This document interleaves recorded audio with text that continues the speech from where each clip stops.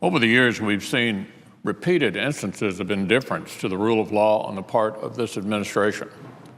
It's a consistent and worrisome pattern. Most recent example, of course, was just last week's announcement that the president had simply decided not to enforce a major piece of his health care law. That is, until after the midterm election. What the president was saying, in effect, was that if he doesn't want to implement the law he's signed, he doesn't have to. He doesn't want to implement the law he's signed, he doesn't have to. Now, I agree, it's a terrible law. I understand why people harmed by it would want it changed. In fact, I think we ought to repeal it altogether and opt instead for real reforms that would actually lower costs. But the fact is, for now at least, it is the law. And it's the president's constitutional duty to enforce the law. Yet instead of fulfilling this basic duty of his office, the president seems to believe he gets to decide who is subject to the law. He gets to decide who's subject to the law and who gets a pass. So last week, businesses had their Obamacare sentences delayed. Maybe next week, it'll be some other group. But it's his call. He'll decide what the law is. He did it with immigration. He did it with welfare work requirements. And he did it with the NLRB when he took it upon himself to tell another branch of government when it was in recess. And now he's doing it again with his own signature health care law. Imagine that the current occupant of the White House was not President Obama, but a Republican. Just imagine that. Pretend that this Republican had come to office promising an era of inclusion and accountability. But as the years wore on, he simply had grown tired of the democratic process.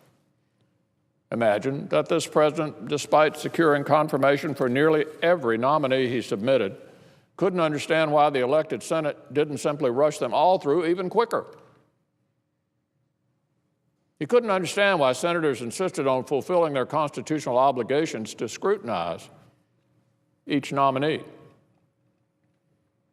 Just visualize for a moment that this president decided to urge members of his party to break the rules of the Senate so that he could appoint whomever he wanted, regardless of checks and balances.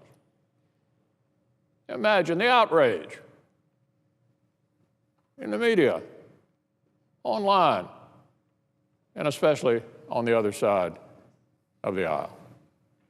They'd claim the president was a dictator.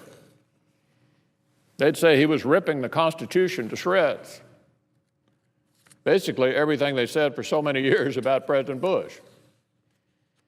But of course, President Obama isn't a Republican. And so Washington Democrats seem just fine with it. In fact, it appears they're even ready to help this president actually help him in his partisan power grab. Now, I know Washington Democrats are getting a lot of pressure from big labor bosses and from other far-left elements of their base to do this. These folks have told Democrats it's time to pay up. And they don't have much time for things like the democratic process or the rule of law. They've raised a ton of money for Democrats, and now they want the special interest treatment they believe is owed to them. That's why we see the other side cooking up phony nomination fights. Phony nomination fights because they don't want to go, they're cooking up a phony nomination fight because they want to go nuclear, but they know the facts simply aren't on their side to justify doing so. They know their core argument that President Obama's nominees are being treated less fairly than those of President Bush is essentially at odds with reality. It's a complete fiction. They've gotten burned by the fact checkers already.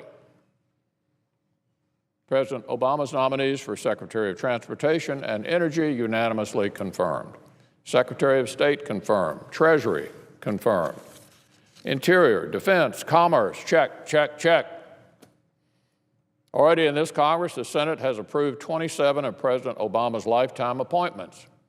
That compares to just 10 at a comparable period in President Bush's second term. And by the way, my party controlled the Senate. At this point in President Bush's second term, he got 10. President Obama has 27. In other words, President Obama has just settled back into office, and already he's secured nearly three times more comparable judicial confirmations. Look, to justify doing something as extreme as the left wants, you'd better be prepared to make a rock-solid case. And this is the best they can come up with? That we need to change the rules of the Senate because big labor bosses say so? That the left should be allowed to fundamentally change our democracy because the president is only getting nearly everything he wants rather than everything he wants at the exact moment he wants it? Let's get real here. This is not how a democracy functions. If this were a Republican president and the shoe were on the other foot, does anyone seriously believe that Washington Democrats would be going along with something so preposterous? Utterly preposterous? Of course not. Remember, the current majority leader once said the nuclear option would, quote, ruin our country. That was said by the fellow who sits right over here, the current majority leader of the Senate.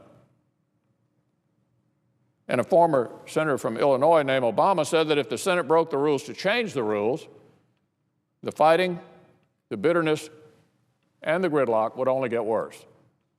Boy, he was right about that. So what I'm saying to President Obama and his friends on the far left is this. The facts show you're getting treated pretty darn well on nominations as it is.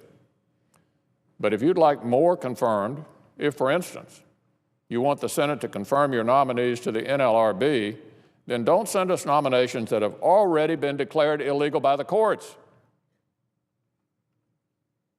Don't send us nominees that have already been declared illegal by the courts.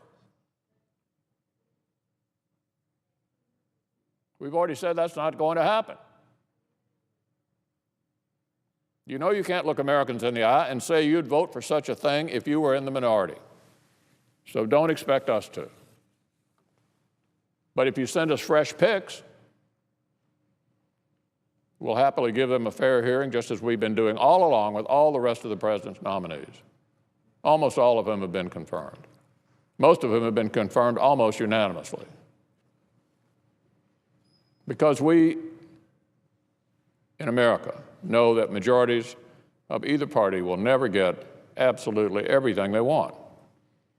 That push and pull is a hallmark of a healthy democracy. And it's important to remember one day, maybe not in a too distant future, when our friends in the majority invariably return to the minority, I suspect my Democratic friends will thank us for standing up for those democratic rights.